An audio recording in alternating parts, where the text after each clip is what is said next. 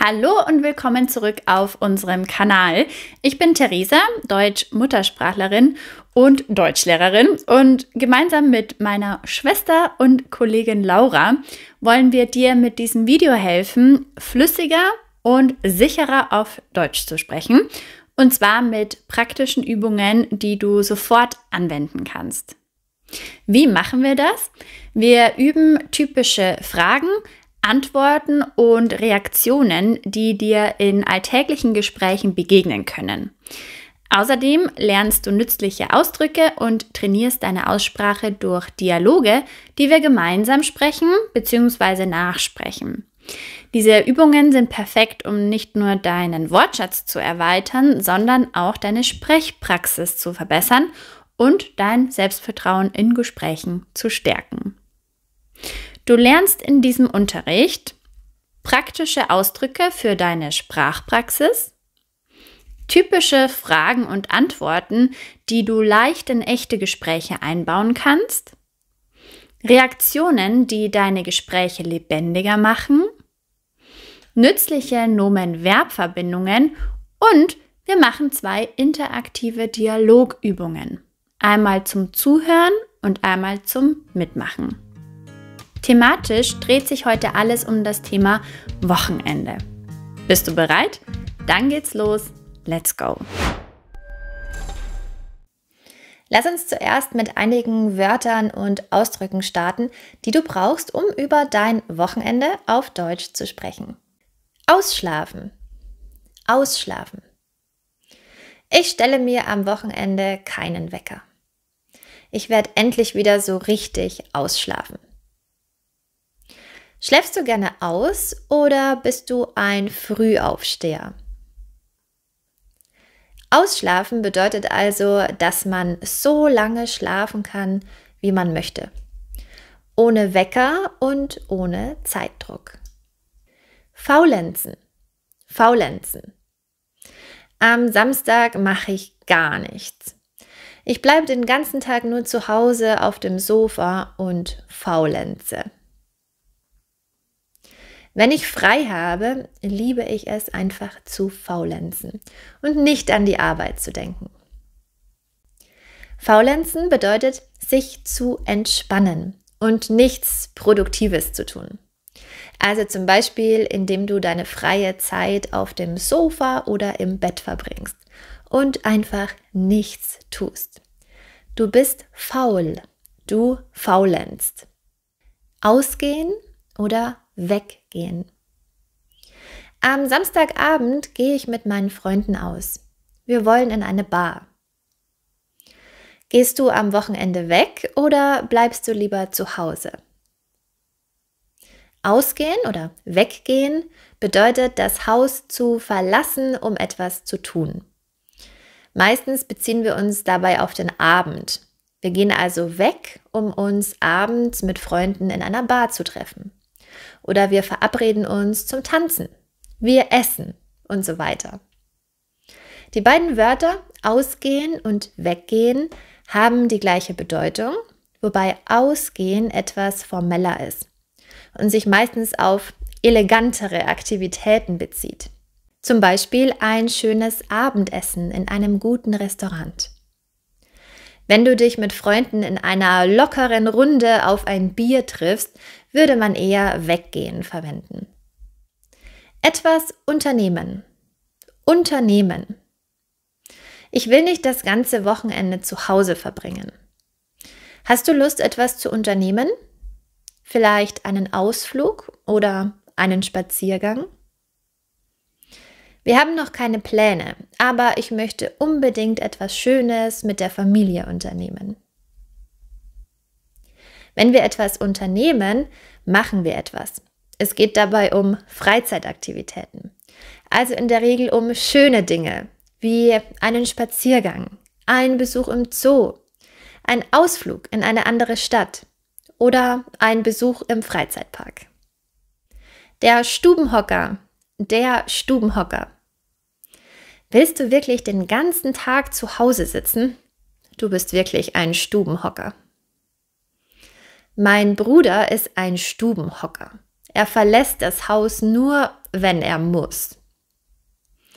Ein Stubenhocker ist eine Person, die gerne viel Zeit zu Hause verbringt und selten ausgeht. Wenn du ein Stubenhocker bist, dann fühlst du dich zu Hause einfach am wohlsten und verbringst viel Zeit in deiner gewohnten Umgebung. Brunchen. Brunchen. Ein Wort, das wir aus dem Englischen geklaut haben, weil es dafür keine eigene deutsche Entsprechung gibt. Am Sonntagvormittag wollen wir mit Freunden brunchen. Es gibt Pfannkuchen, Obst, Brötchen, Speck, verschiedene Salate und natürlich frischen Kaffee. Mit dem Verb brunchen beschreiben wir also eine Mahlzeit, die zwischen Frühstück und Mittagessen liegt und meistens auch Elemente beider Mahlzeiten hat. Also zum Beispiel Kaffee und Brötchen für das Frühstück, Salate oder warme Gerichte für das Mittagessen. Du kannst sagen, ich gehe brunchen, wir gehen brunchen oder ich brunche mit Freunden. Wir brunchen zusammen. Wir treffen uns zum Brunch. Schauen wir uns jetzt an, wie du auf Deutsch über das Wochenende und Freizeitpläne sprechen kannst. So kannst du jemanden nach seinen Plänen fragen. Wiederhole nach mir. Was hast du am Wochenende vor?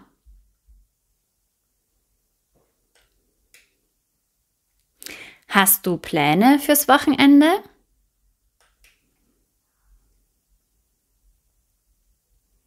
Hast du am Wochenende schon was geplant? Wie sieht dein Wochenende aus? Hast du am Wochenende was Schönes vor?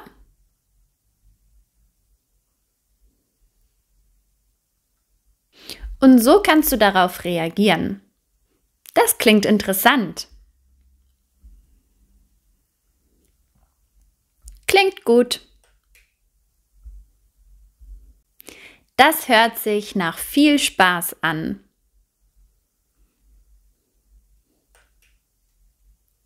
Wie schön.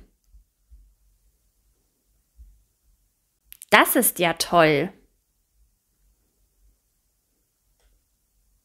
Na dann wünsche ich dir viel Spaß.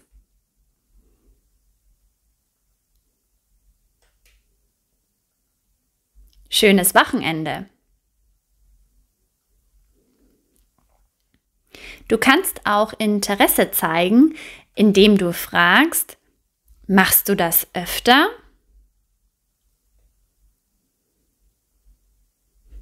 Zum Beispiel, ich fahre am Wochenende in die Berge. Machst du das öfter? Wo machst du das? Zum Beispiel, ich werde am Samstag mit Freunden Tennis spielen. Wo machst du das? Machst du das schon lange? Zum Beispiel, ich gehe am Sonntag regelmäßig zum Salsa-Tanzen. Machst du das schon lange? Bevor wir gleich zusammen einen Beispieldialog üben, lass uns noch einen Blick auf typische Nomen-Verb-Verbindungen werfen, die zum Thema Freizeit und Wochenende passen. Einen Ausflug machen. Am Sonntag machen wir einen Ausflug in die Berge. Wir wollen endlich wieder wandern. Möchtest du am Wochenende einen Ausflug ans Meer machen? Das Wetter soll schön werden. Einen Ausflug machen heißt so viel wie etwas unternehmen. Wenn du einen Ausflug machst, fährst du meistens weg von deinem Wohnort, zum Beispiel in eine andere Stadt, in die Berge oder ans Meer. Meistens dauert dieser Ausflug nicht das ganze Wochenende, sondern nur einen Tag. Am Samstag mache ich einen Ausflug nach München, um meine Freunde zu treffen.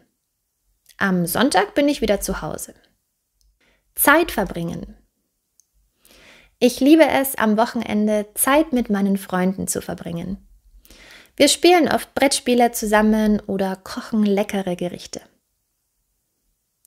Hast du Lust, morgen Zeit mit mir zu verbringen? Wir könnten ins Kino gehen. Zeit verbringen heißt also so viel wie gemeinsam etwas tun, die Zeit zusammen oder miteinander zu verbringen.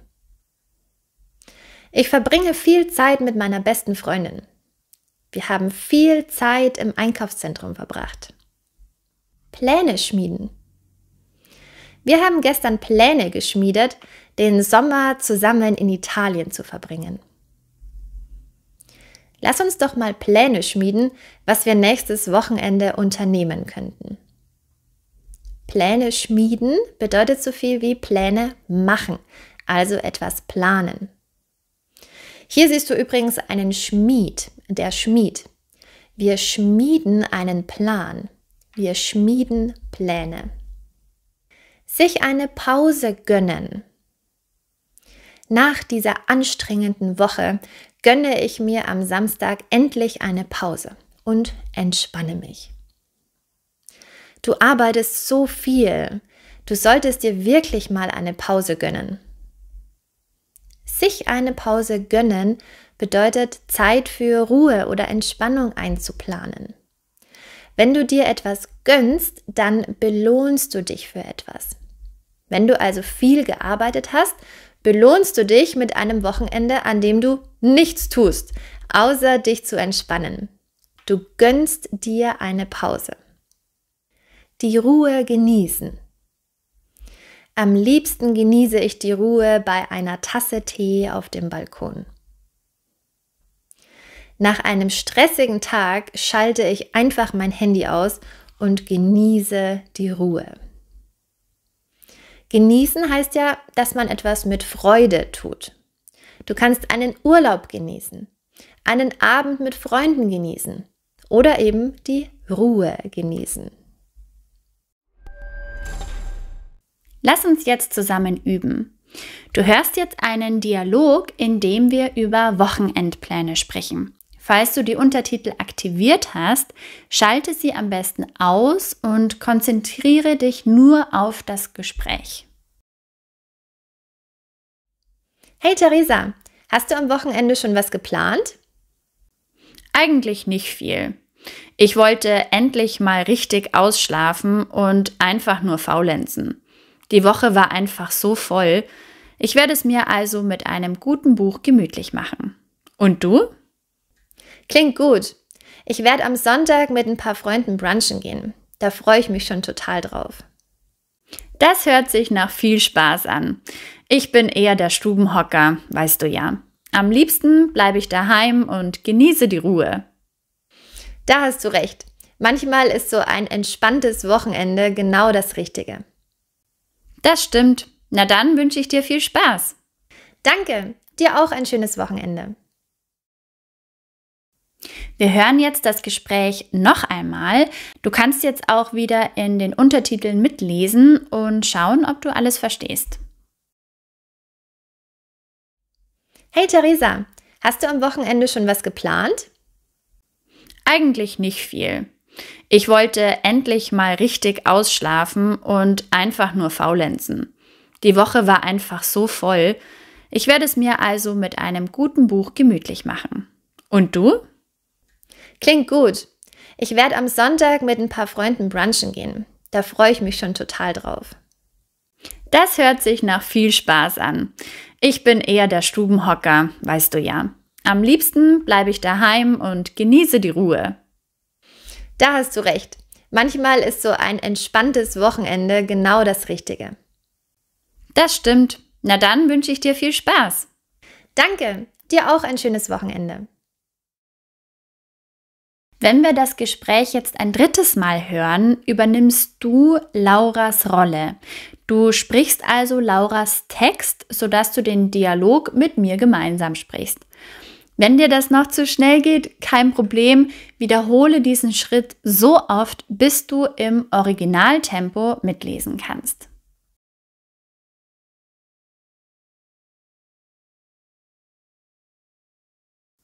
Eigentlich nicht viel. Ich wollte endlich mal richtig ausschlafen und einfach nur faulenzen. Die Woche war einfach so voll. Ich werde es mir also mit einem guten Buch gemütlich machen. Und du?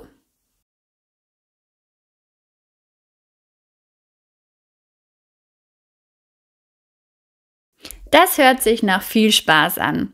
Ich bin eher der Stubenhocker, weißt du ja. Am liebsten bleibe ich daheim und genieße die Ruhe.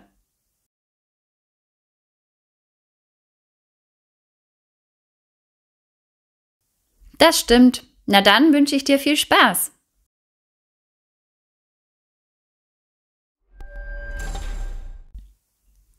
Lass uns jetzt abschließend deinen eigenen Dialog üben. Ich stelle dir ein paar Fragen zu deinen Plänen fürs Wochenende und du antwortest mir so spontan wie möglich. Los geht's. Hey, wie sieht dein Wochenende aus? Hast du etwas Schönes geplant?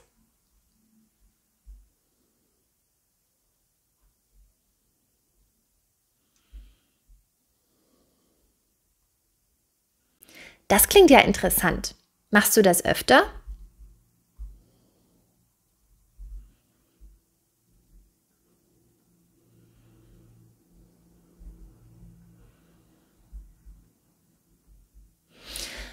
Ich werde wahrscheinlich wandern gehen. Das Wetter soll so schön werden. Na, dann wünsche ich dir ein schönes Wochenende. Und wie ist es gelaufen? Hat dir dieses Video gefallen? Dann lass uns unbedingt deinen Daumen nach oben und ein Abo da, damit wir wissen, ob wir in Zukunft mehr von diesen Videos machen sollen. Wenn du noch mehr mit der Imitationstechnik üben möchtest, solltest du bei diesen Videos hier vorbeischauen. Sie werden dir helfen, flüssiger und akzentfreier Deutsch zu sprechen. Sehen wir uns dort?